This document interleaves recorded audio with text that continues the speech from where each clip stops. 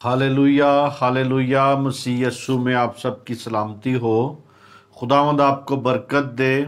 इसी तरह खुदा का शुक्र करते हैं कि उसने फिर कीमती मौका बख्शा ताकि आपकी खिदमत में मैं हाज़िर हो सकूं खुदा के कलाम को लेके, ताकि आप खुदा के कलाम को जब सुने और उस पर अमल कर सकें, क्योंकि आज वक्त है अखीर का, ताकि हम इस बातों को समझें, खुदा के कलाम को समझें। और मैं शुक्रगुजार हूँ उन लोगों का जो सुनते हैं और सुनकर उस पर अमल करते हैं, और इसी तरह दूसरों में ये कलाम को शेयर करते हैं, लाइक करते हैं और सब्सक्राइब करते हैं। उन सब को खुदा और बरकत दे। इसी तरह इसको और दुनिया के कोने कोने तक फैलाने का मेरे साथ आप वसीला बने। आज हम खुदा के पाक कलाम में से सीखेंगे। जो हमारा टॉपिक है वो ये है, मजमून बस्ती कैसी बदकार हो गई। यानी इसका जो मजमून है हम ये इसको देखेंगे आज, ये यही है कि बस्ती कैसी बदकार हो गई। यशायाह पहला बाब उसकी 21 और 23 आयत तक हम देखेंगे यहाँ पे खुदा के पाक कलाम में क्या लिखा है, क्योंकि फिर आज हम इसको और सीखेंगे।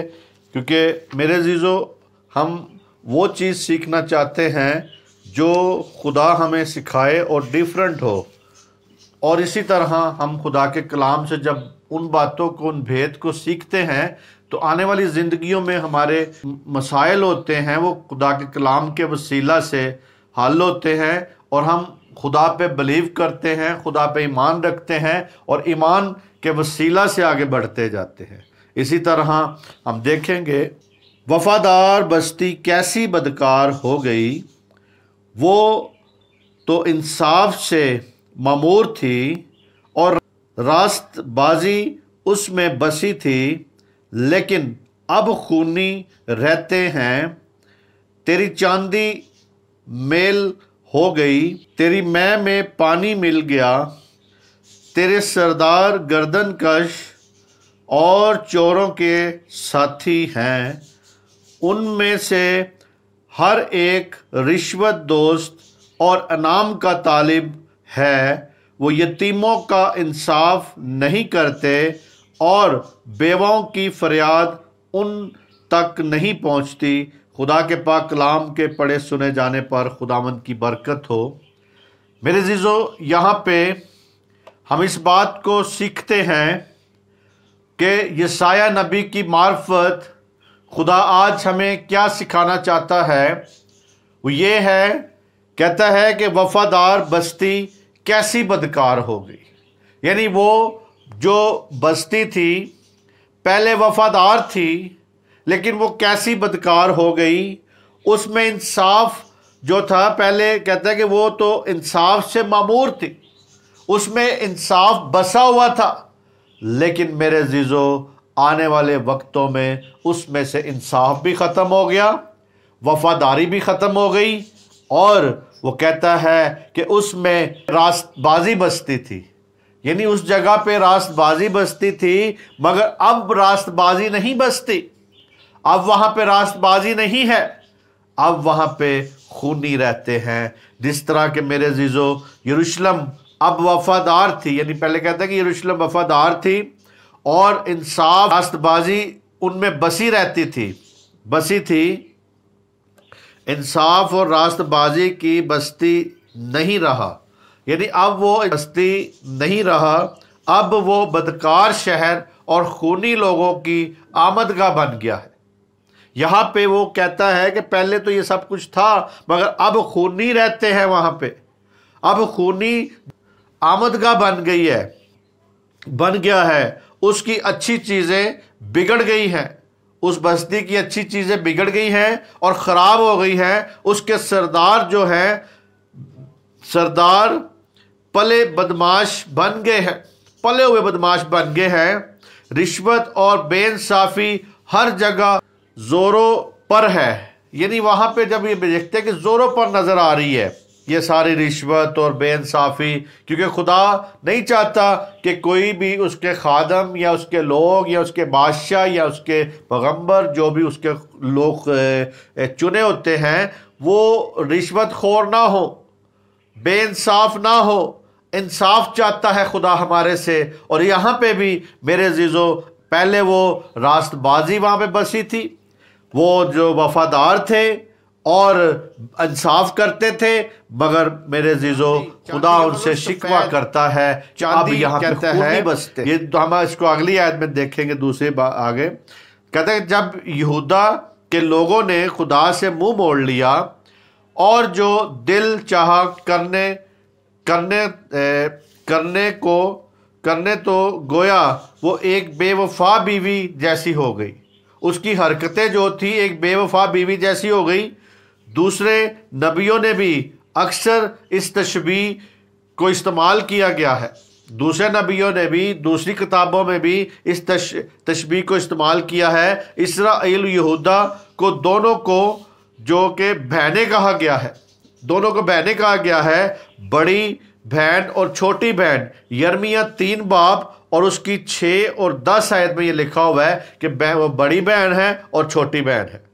और इसी तरह यरूशलेम को बीवी के साथ जोड़ा हुआ है। हिजकिय्याह 16 बाब और उसकी 32 आयत में ये लिखा हुआ है।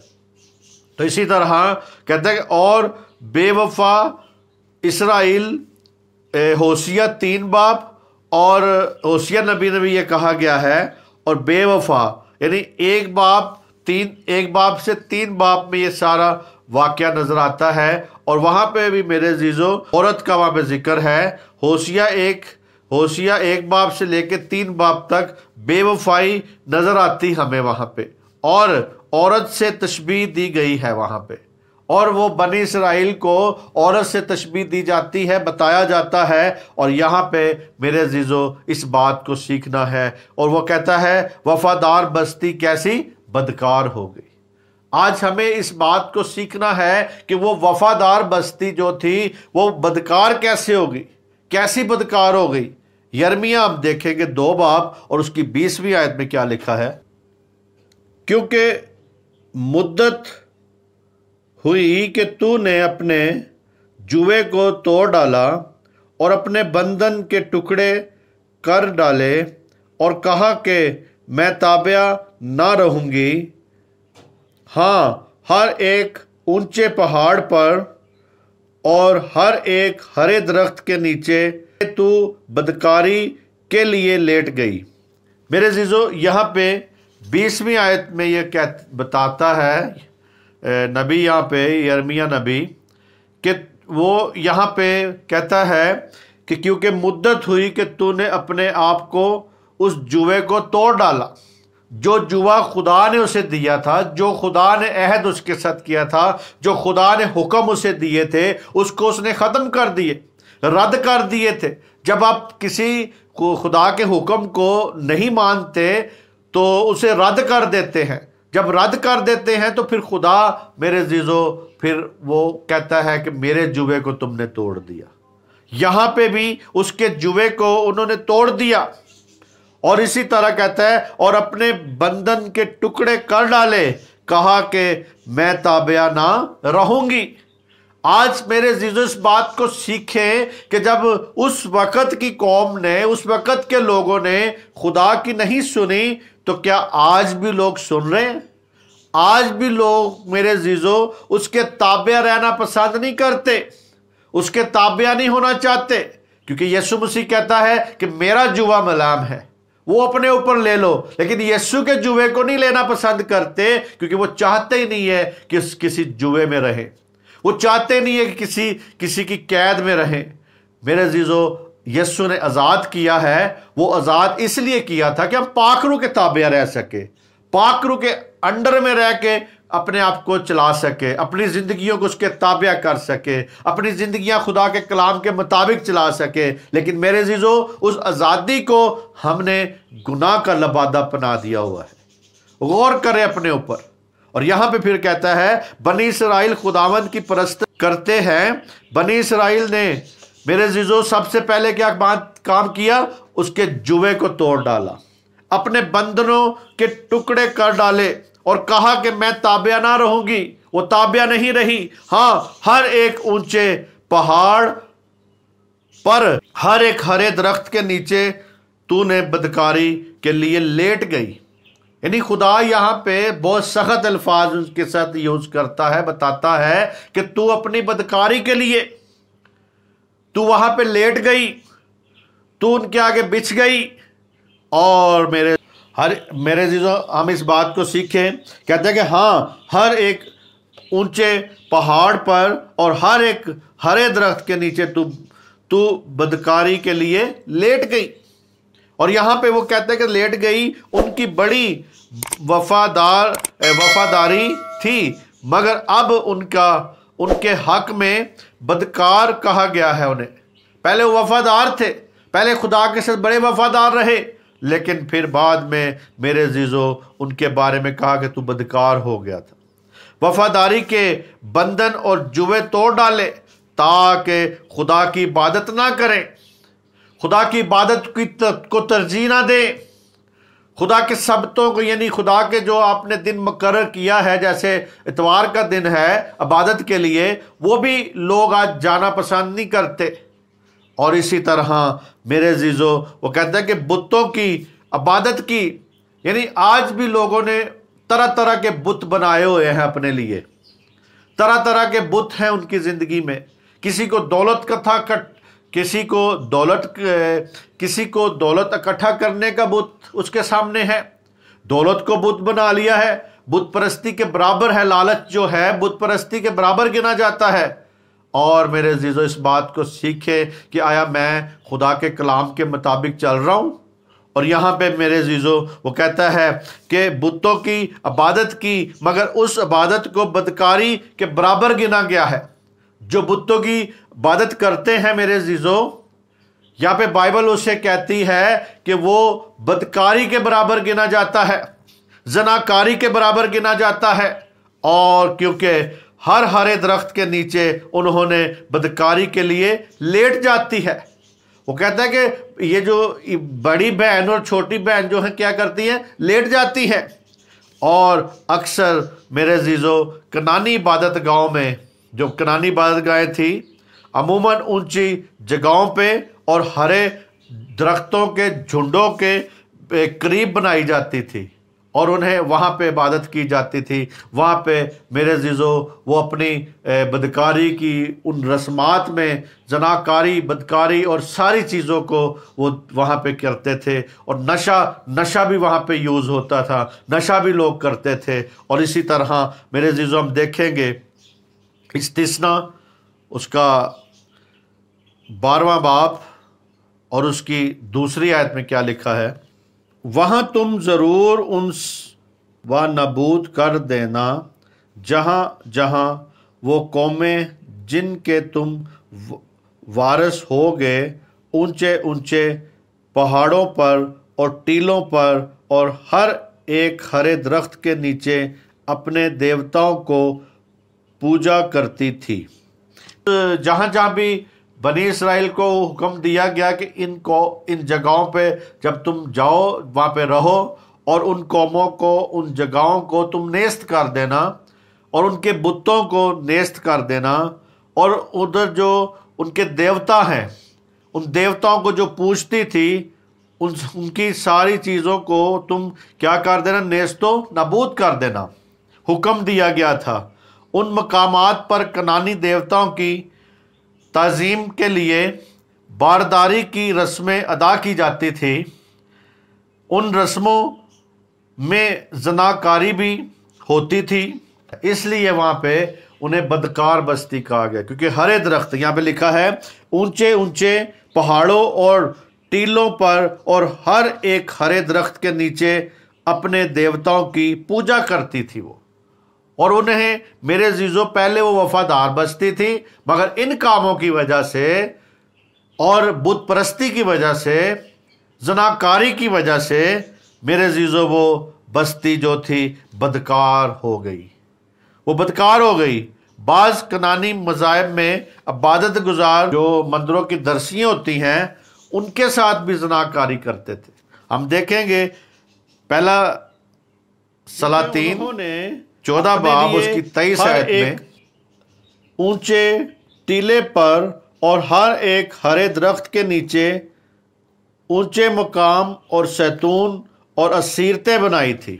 मेरे अज़ीज़ों, ये हमें शहादत मिलती है बाइबल में से कि उन लोगों की जो हरकत थी, इसीलिए वो बस्ती बदकार हो गई, इसीलिए वो बस्ती बदकार हो गई।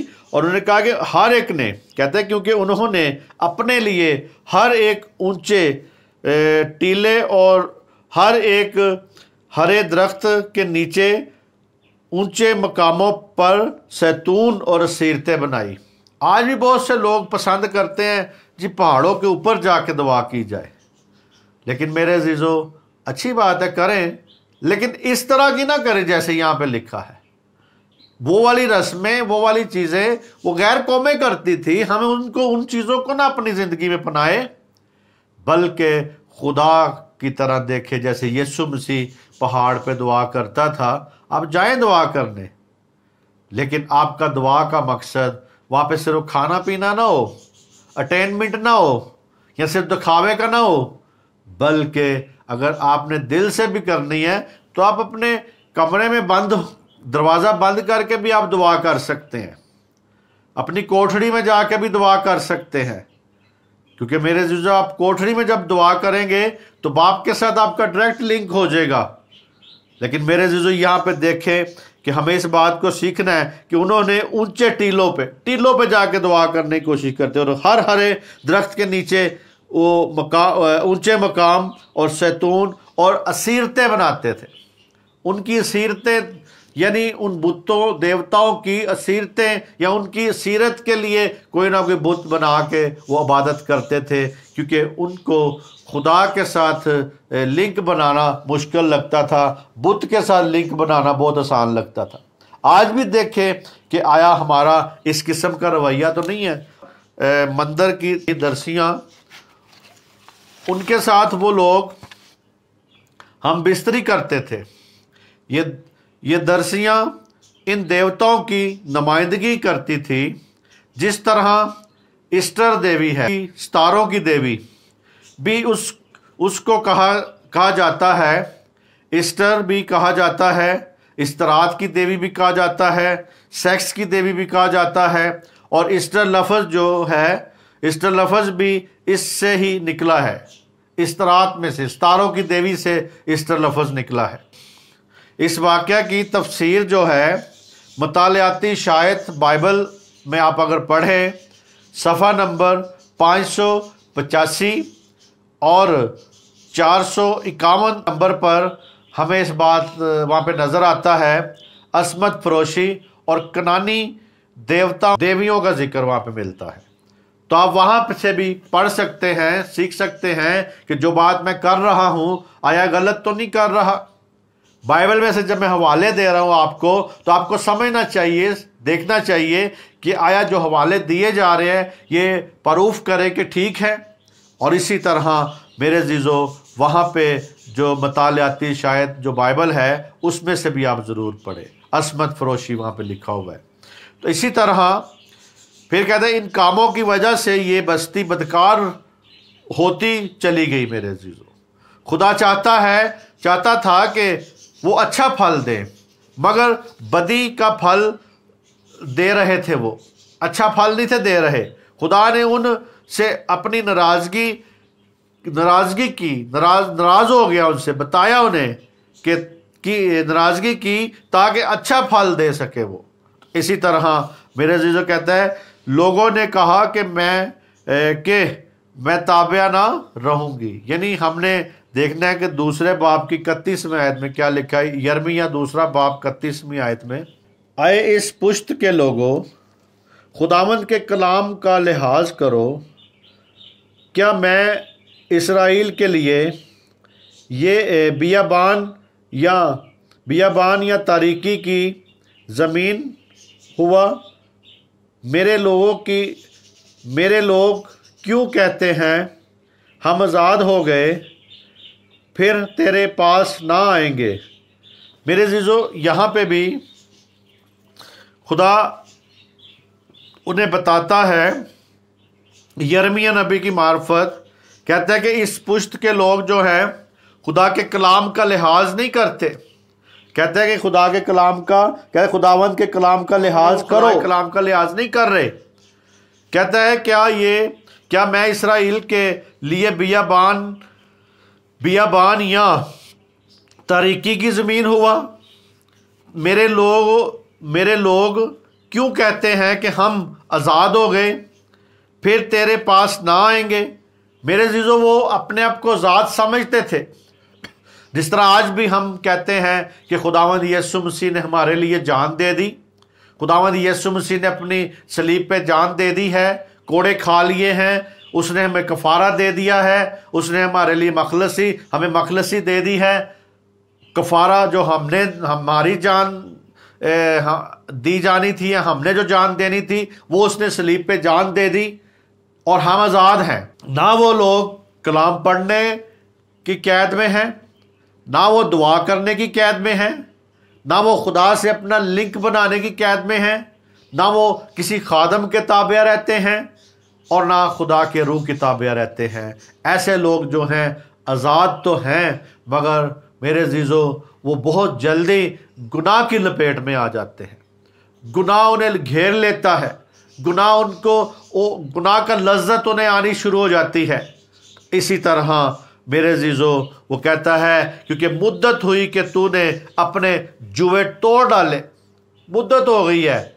आज भी बहुत से ऐसे लोग हैं, मुद्दत हो गई कि उन्होंने उनके जुए तोड़ डाले हैं, लेकिन यीशु मसीह कहता है मेरा जुआ अपने ऊपर ले लो, मेरा जुआ मुलायम है। आज मेरे अज़ीज़ों, यीशु का जुआ अपने ऊपर लें, क्योंकि जब आप यीशु का जुआ लेंगे तो मेरे अज़ीज़ों, आपके जो इंसानी बंधन है वो टूट जाएंगे, शैतान के बंधन टूट जाएंगे। इसी तरह कहता है अपने बंधनों के टुकड़े कर डाले उन्होंने। अगर आप गुनाह के बंधनों के टुकड़े तोड़ते हैं तो फिर तो बहुत वेल एंड गुड, अच्छी बात है, फिर तो बहुत अच्छी बात है, फिर आप करते हैं। लेकिन अगर आप खुदा के कलाम की जो कैद है, या खादम जो बात करता है, वो खादम की बात आपको चुभती है, या खादम की जो बात है आपको पसंद नहीं है, तो मेरे अज़ीज़ों, खादम खुद नहीं बोल रहा होता, बल्कि वो कलाम से तो कह रहा होता है। आज जो भी मैं आपको बता रहा हूँ, ये कलाम से बता रहा हूँ, मैं अपनी कहानियाँ नहीं कोई बता रहा, क्योंकि मेरे अज़ीज़ों, कहानियाँ सुनाने का मेरे पास टाइम नहीं है। मैं तो सिर्फ वो खुदा का जो कलाम है यही आप तक पहुँचा दूँ, तो मैं यही समझता हूँ कि यही मेरी ड्यूटी है। मैं यही समझा लूँ तो बड़ी बात है, क्योंकि मेरे अज़ीज़ों, वक्त थोड़ा है, यीशु मसीह आने वाला है। जो कलाम आप तक जा रहा है, इसे कबूल किया करें, क्योंकि वक्त थोड़ा है। इसी तरह कहता है मुद्दत तो ही कि उन्होंने जो थे बंधन तोड़ डाले। इस आयत में यूँ भी हो सकती है, क्योंकि मुद्दत के तूने अपने जुए तोड़ डाले, बंधन तोड़ डाले हैं। इस सूरत में मतलब हुआ कि खुदा ने उन्हें मिस्र की गुलामी से छुड़ाया था। सूरत ये हवाला बयान करता है कि लोग बुत परस्ती में कैसे बिगड़ गए, बुत परस्ती की तरफ कैसे चले गए।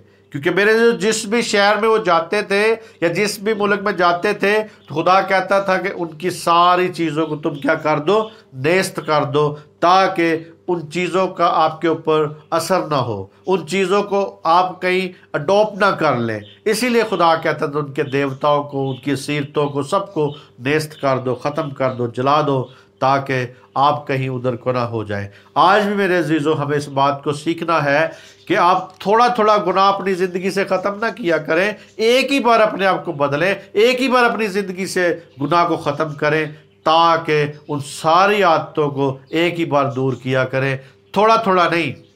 अगर कोई शराब छोड़ता है तो कहता है नस्वार साथ खा लेता हूँ ताकि गुजारा हो जाए। तो इसी तरह कोई जो अगर शराब छोड़ देता है तो वो सिगरेट भी साथ पीता है, जो सिगरेट छोड़ लेता है नस्वार पकड़ लेता है। यानी कोई ना कोई सहारा आपको चाहिए। तो आप खुदा का सहारा क्यों नहीं लेते? खुदा का सहारा पायदार सहारा है, वो सहारा हर वक्त आपके साथ होगा। खादम जो मैं कलाम सुना रहा हूँ, शायद मैं भी आपके साथ नहीं होऊंगा, लेकिन मेरी बातें आप तक पहुँच रही हैं। इस बातों को कबूल करें, क्योंकि आज वक्त है कि हम बातों को कबूल करें, खुदा के कलाम को कबूल करें। और इसी तरह कहता है कि खुदा ने उन्हें कामल ताक लगाया था। दो बाब में मेरे अज़ीज़ों कहता है कि मैं तुम्हें कामल कामल बनाया है, कामल ताक, अमूदा ताक बनाया है, लेकिन वो बेहकीकी जंगली अंगूर बन गए। उनकी शरारत का दाग सजी और साबुन से धोए भी साफ नहीं होता। वो तेज़ रो ऊँटनी या मादा खरगोश की मानित हैं जो शहवत की जोश में भरी हुई वो बेगानों को अपनी तरफ राग़ब करने में लगे हुए हैं। मेरे अज़ीज़ों, ये यहाँ पे मिसालें दी गई हैं ऊँट की, ऊँटनी की और खरगोश की, खरगोशनी की। वो शहवत से भरे हुए हैं, वो राग़ब होते हैं उन चीज़ों की तरफ जिनसे खुदा मना करता है। इसी तरह मेरे अज़ीज़ों, उनकी इस्लाह की कुछ उम्मीद ना थी, यानी उनकी जो इस्लाह की कुछ उम्मीद ना थी कि उन्हें इस्लाह भी की जाए, लेकिन वो उम्मीद नहीं थी। हम देखते कि यर्मिया 31 बाब उसकी 22 आयत में क्या लिखा है। आए बरगश्ता बेटी, तू कब तक आवारा फिरेगी, क्योंकि खुदावंद ने ज़मीन पर एक नई चीज़ पैदा की है कि औरत मर्द की हमायत करेगी। इंसाफ से ममूर थी और रास्तबाजी उसमें बसी थी, लेकिन अब वो खूनी हो गई। यानी वही बस्ती में पहले क्या था, इंसाफ से ममूर थी और रास्तबाजी उसमें बसी हुई थी, लेकिन अब वो खूनी हो गई। कहता है कि आए बरगश्ता बेटी, तू कब तक आवारा फिरेगी। उन्हें कह रहा है कि तू कब तक आवारा फिरेगी। और इसी तरह वो कहता है फिरेगी क्योंकि खुदावंद ने ज़मीन पर एक नई चीज़ पैदा की है कि औरत मर्द की हिमायत करेगी, औरत मर्द की हिमायत करेगी, क्योंकि ऐसे बदल जाएगी कि ख़तरे के वक्त सूरत मर्द का दफ़ा और बचाव करेगी। यानी उस सूरत में मर्द का क्या करेगी, दफ़ा और बचाव करेगी। नायब इस्राएल शहरों से वापस आएंगे जिन पर रहनुमाई के लिए सैतून और खंबे निस्ब होंगे। वापस आएगी जिन पर रहनुमाई के लिए सैतून और खंबे निफस होंगे। इस बेवफाई के दिन ख़त्म हो जाएंगे, क्योंकि खुदावंद ने एक नया काम किया है कि औरत मर्द की हिमायत करेगी। औरत मर्द की हिमायत करेगी, यहाँ पे मेरे अज़ीज़ों बताता है, यानी लुग़वी मैनों में बाहों में घेरना, यानी बाहों में घेरना। और मेरे जो खुदा का खादम एक विलियम लिखता है कि यहाँ औरत इस्राएल और मर्द जो है यहूदा है। पेशन गोई ये है कि कुंवारी इस्राएल बुतों के पीछे इधर उधर जाना छोड़ देगी और अमानुएल की तालब होगी और उससे चिपटी रहेगी। खुदा चाहता है और रास्तबाजी हो। इंसाफ और रास्तबाजी नहीं होती थी और खूनी बसे हुए थे, इसलिए बदकारी बसी हुई थी, उसमें बसी रहती थी। मेरे अज़ीज़ों, वो यहाँ पे यही बताना चाहता है कि जैसे औरत मर्द की क्या करेगी जी, हमायत करेगी। और यहाँ पे वो जो डॉक्टर विलियम जो है, यानी पास्टर विलियम जो है, ये बताता है, वो ये कहता है कि यहाँ औरत इस्राएल है और मर्द जो है यहूदा है। और यहाँ पे उसकी आयत के जो दूसरा हिस्सा है हम उसे पढ़ते हैं। कहते हैं कि तेरी चांदी मेल हो गई, तेरे मैं में पानी मिलाया गया। हम इसके बारे में देखते हैं। हिजकिय्याल 22 बाब उसकी 18 आयत में पहले देखेंगे कि आए आदमजात बनी इस्राएल तेरे लिए मेल हो गए हैं। वो सब के सब पीतल और रंगा और लोहा और सीसा है जो भट्टी में है, वो चांदी की मेल है, चांदी की मेल है। यिर्मयाह 6 बाब उसकी 31 आयत में क्या लिखा है? और मरदूद चांदी कहलाएंगे क्योंकि खुदावंद ने उनको रद्द कर दिया है। मेरे जीजो, यहाँ पे हमने 2 वाले पढ़े हैं। खुदावंद यिर्मयाह नबी को जो रोया दे रहा है या बात कर रहा है, वो धांतों के बारे में बता रहा है कि परखने वाले को मुकर्रर किया गया। यहाँ पे यहूदा के लोग धांत हैं, यानी धांते हैं, कोई जो लोहा जैसे पीतल सीसा है, वो सरकशी में लोहे और तांबा है और शीशे की मानिद है, जिसका खोटपन जो है दूर नहीं हो सकता, वो मरदूद चांदी है।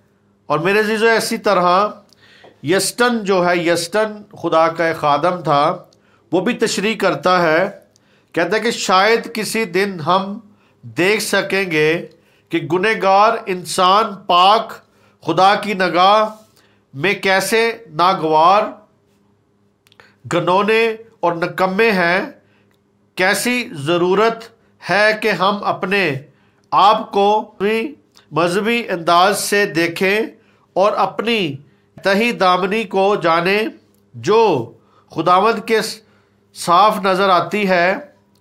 और जिस तरह के यिर्मयाह 6 बाब में हमने देखा, 6 बाब की 30 आयत में कहते हैं, मरदूद चांदी को संभाल रखने में कोई मकबूलियत नहीं, वो बेकार और बेकदर है।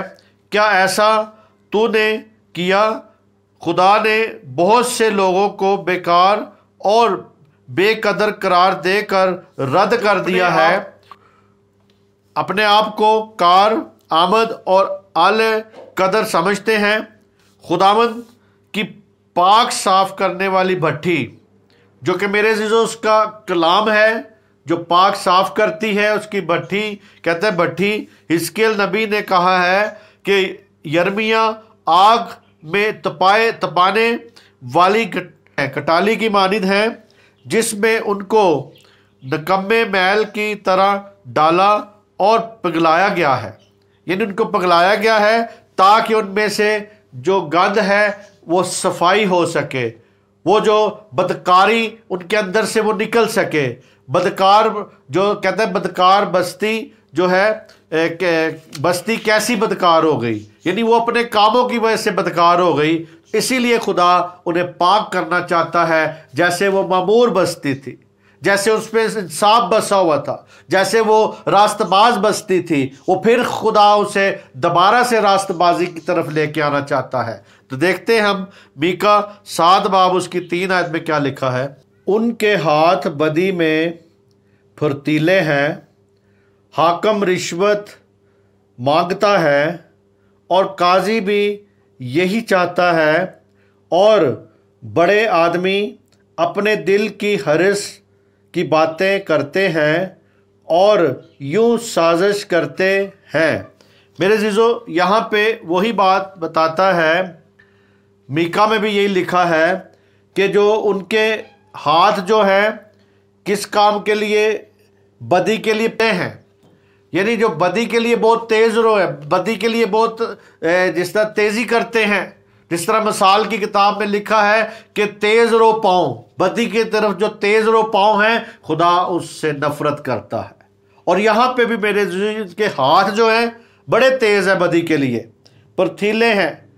फिर कहता है हाकम रिश्वत मांगता है और काजी भी यही करता है। कहता है गर्दन कश और चोरों की साथी है, दोस्त हैं, इनाम के तालब रहते हैं हर वक्त। और इसी तरह उनके हाथ जो है बदी में फुर्तीले हैं। हाकम रिश्वत मांगता है और काजी भी यही चाहता है, और बड़े आदमी अपने दिल की बातें, अपनी दिल की मर्जी की बातें करना चाहते हैं और मेरे जीजो यूं साजिश करते हैं। हाकम और काजी रिश्वत तलब करना चाहता है। आज भी देखें, कोई भी काम आपका है जहाँ पे भी आप चले जाएं, चपड़ासी भी होएगा, जो भी बंदा होएगा, उसकी यही कोशिश होएगी कि जी आप रिश्वत दें तो आपका काम जल्दी कर दें। ये चीज़ों में लोग फंसे हुए हैं। सौदा किसी का हो रहा होता है, कमीशन अपनी मांग रहे होते हैं। तो मेरे अजीज़ों, आज देखें रिश्वत खोर भी हैं, और ये सारी चीज़ें जब हैं तो फिर हम किस तरह चाहते हैं, क्यों फिर हम चाहते हैं कि खुदा हमारे साथ अच्छा भी करे। तो ये काम हम छोड़ते नहीं हैं और खुदा के ऊपर ब्लेम देते रहते हैं, खुदा हमारे साथ अच्छा नहीं करता। उनकी सज़ा भी सर पर मंडला रही है। किया जा सकता दोस्त पड़ोसी, बल्कि करीबी रिश्तेदार भी एक दूसरे से दगा करते हैं। लोग आज दगा करते हैं, दोस्त दोस्त के साथ दगा कर रहा है, पड़ोसी पड़ोसी के साथ दगा कर रहा है, और रिश्तेदार रिश्तेदार से दगा कर रहा है, और हर एक जो है दगा का सोचता है, धोखा देने का सोचता है, धोखा करते हैं। आज भी देखें मेरे अजीजों, आपको झांसा दिया जाता है, धोखा दिया जाता है, आपकी रकम ज़्यादा कर दी जाएगी, उसमें मेरे अजीजों खादम भी मुअल्लस हो जाते हैं। खादम भी जो हैं वो आपके रुपए पैसे को बर्बाद करवा देते हैं। इसी तरह आज गौर करें कि कौन अच्छा है कौन बुरा है।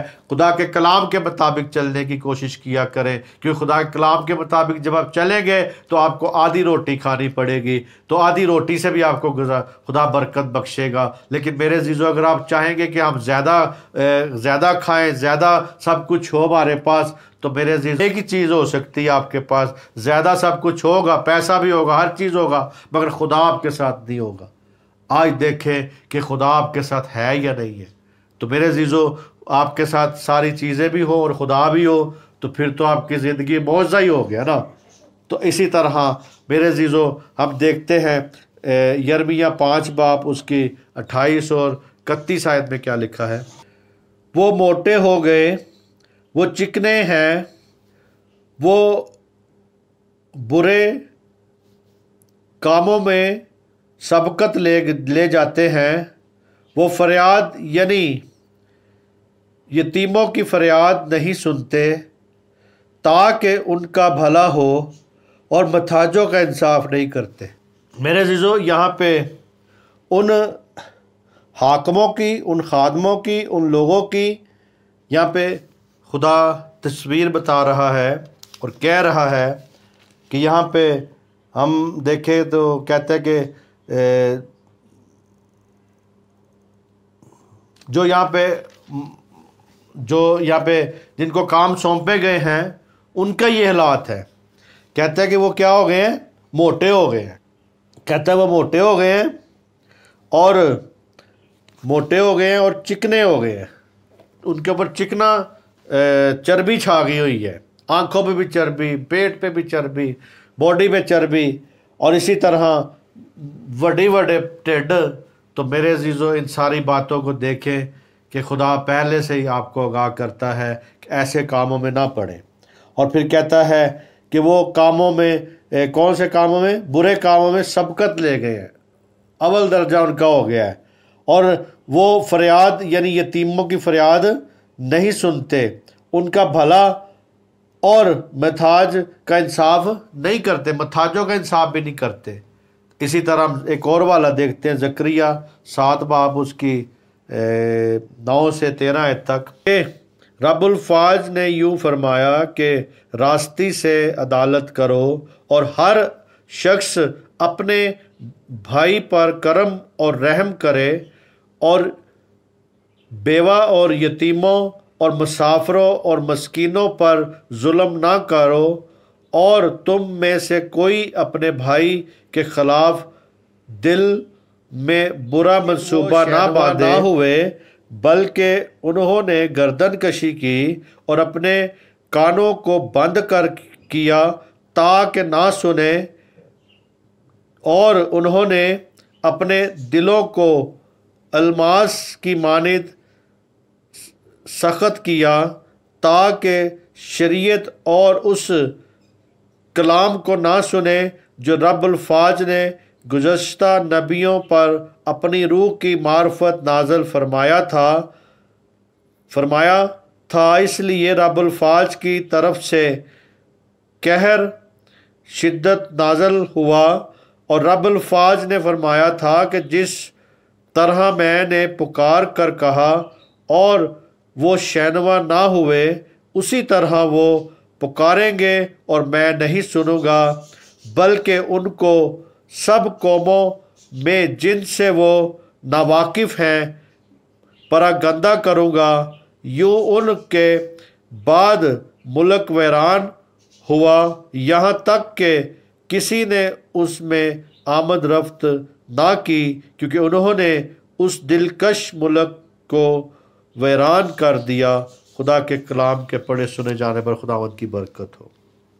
मेरे अजीज़ों, यहाँ पे हम इस बात को सीखते हैं कि जैसे यिर्मयाह 5 बाब में उसने कहा कि वो मोटे हो गए, वो चिकने हैं, जो है बुरे कामों में सबकत ले गए, यानी बड़े बड़े कामों में, वो बुरे काम जो बड़े बड़े काम हैं उनमें भी वो सबकत ले गए। और कहते हैं कि वो फरियाद यानी यतीमों की फरियाद नहीं सुनते, ताकि वो सुनेंगे तो उनके साथ भला होगा, लेकिन उनके लिए भला ही नहीं चाहते, मुताजों का इंसाफ नहीं करते। खुदावंद अपने लोगों की कंजनी पर हैरान होता है। समंदर खुदावंद का हुक्म मानता है, यानी समुंदर भी जो है हुक्म मानता है, लेकिन वो उस हस्ती से मिलन नहीं रखते डरने का, जो पहली और पिछली बरसाता है।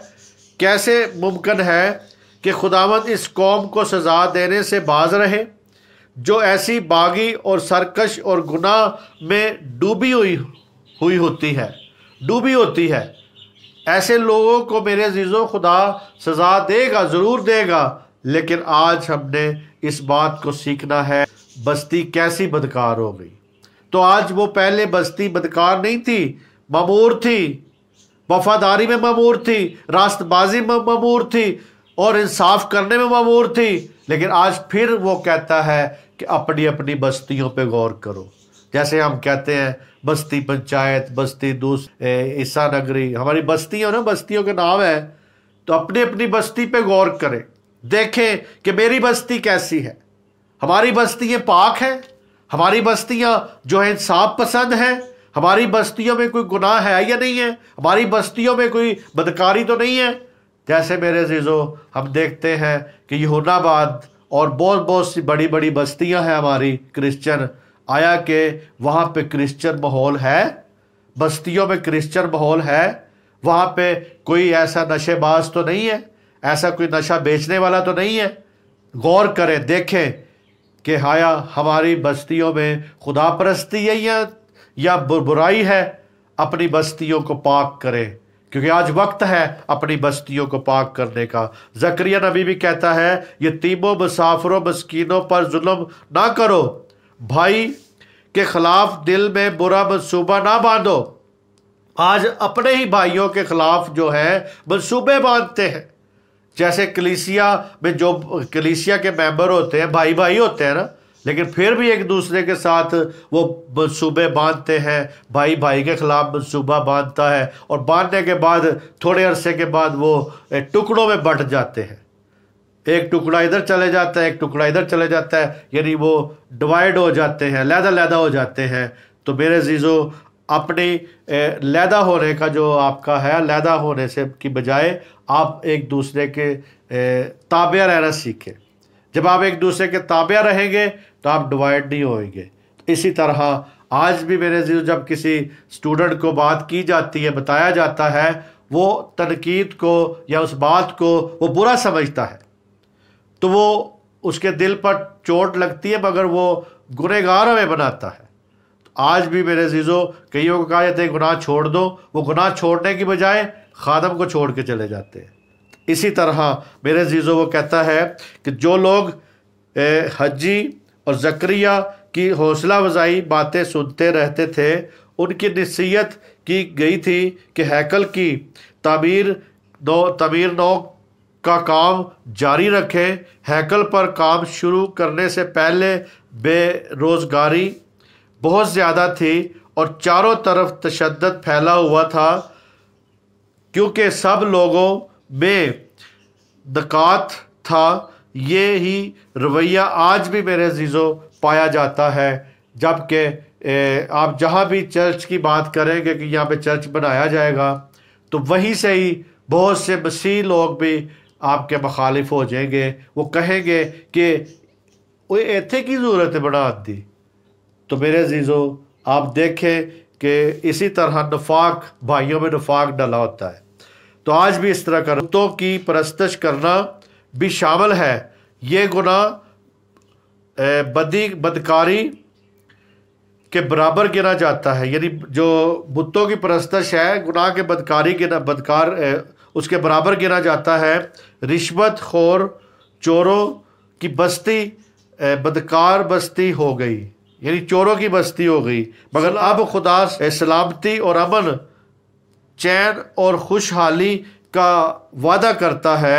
अब ये लोग यानी दूसरी कौमों के लिए लानत अपने कामों से कमाते थे, मगर आज अपने कामों से और खुदा के रहम से बरकत को कमाना है। आज आपको क्या करना है? बरकत कमाना है, अपने कामों से बरकत को कमाना है। और इसी तरह आज वक्त है तौबा करें।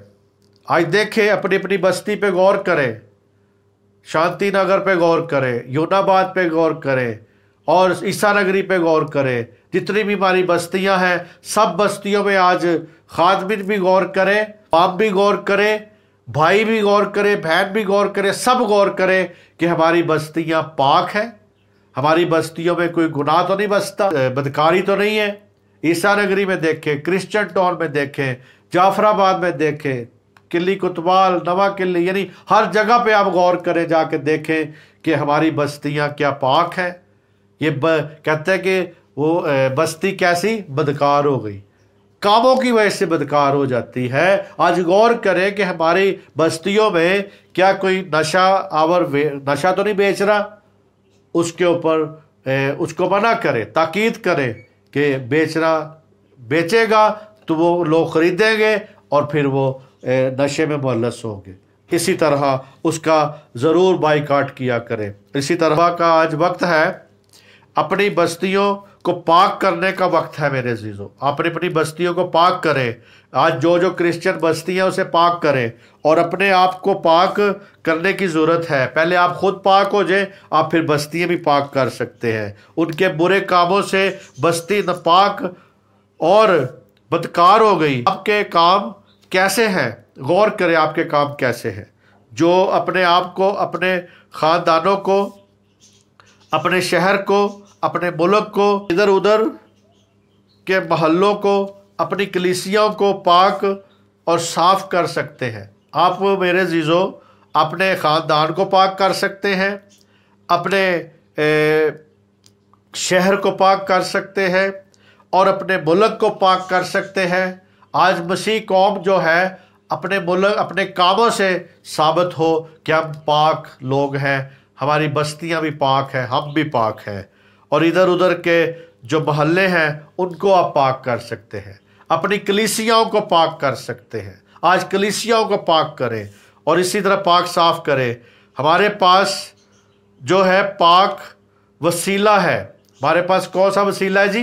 पाक वसीला, खुदावंद यीशु मसीह, वो पाक वसीला बेऐब हमारे साथ है। आप भी बस्तियों को पाक कर सकते हैं। जैसे वो बदकार बस्ती थी, लेकिन उसमें पहले रास्तबाजी भी थी, उसमें इंसाफ भी था। आज भी गौर करें कि हमारी बस्तियां पहले पाक थी, अब क्यों उसमें नशावर लोग हैं, अब क्यों बदकारियाँ हैं, अब क्यों बुराइयाँ हैं। सारी बुराइयों को निकालें, क्योंकि आज आपके पास है। अपने मोहल्ले को, अपने घर को, अपनी कलीसिया को पाक करना सीखे। और क्योंकि मेरे अजीज़ों हमारे पास पाक वसीला है, हमारे पास जो वसीला है पाक है, खुदा बाप और उसका बेटा और रूल कुदस जो है, यही हमारी पाकीज़गी का वाहिद वसीला है मेरे अजीज़ों। याद रखें, कौन कौन सा वसीला है जी? खुदा बाप, उसका बेटा और पाक रूह जो है हमारा वाहिद वसीला है। खुदा आपको पाक करने और पाक होने की तौफीक बख्शे। आइए अपने सरों को झुकाएं। कदूस कदूस कदूस रब्बुल फाज, जिस्मान के मालिक खुदावंद तेरा शुक्र करते हैं कि तेरे कलाम से जो बात को हमने सीखा कि वो बस्ती कैसी बदकार हो गई।